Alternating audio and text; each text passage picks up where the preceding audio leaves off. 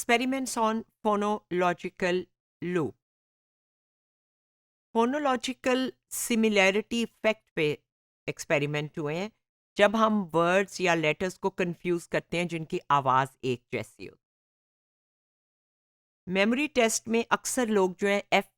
और एस की आवाज़ को कंफ्यूज करते हैं।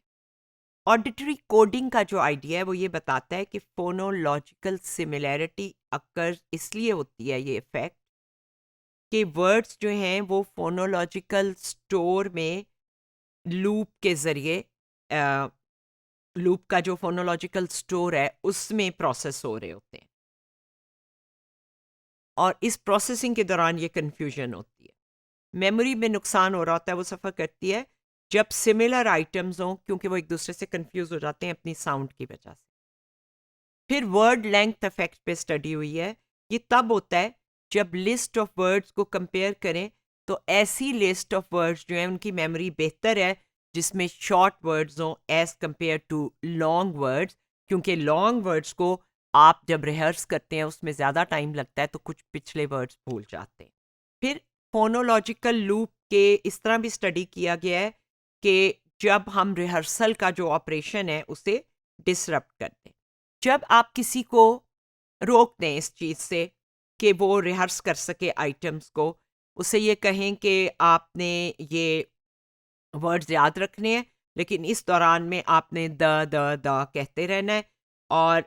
This repetition of an irrelevant sound is a phenomena which is called articulatory suppression. It reduces memory because speaking interferes with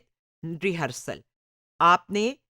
ये जो दा कह रहे हैं इसमें नज़र आ रहा है फोनोलॉजिकल लूप से, तो वो जो रिहर्सल का आपका शॉर्ट वर्ड्स थी उसको रिड्यूस कर देता है तो आपकी मेमोरी जो है वो सफ़र करती है। तो वर्ड लेंथ इफेक्ट तो ये कहता है कि वन सिलेबल वर्ड्स जो हैं वो आसान होंगे याद रखने और लॉन्गर मुश्किल होंगे, लेकिन ये जो सप्रेशन है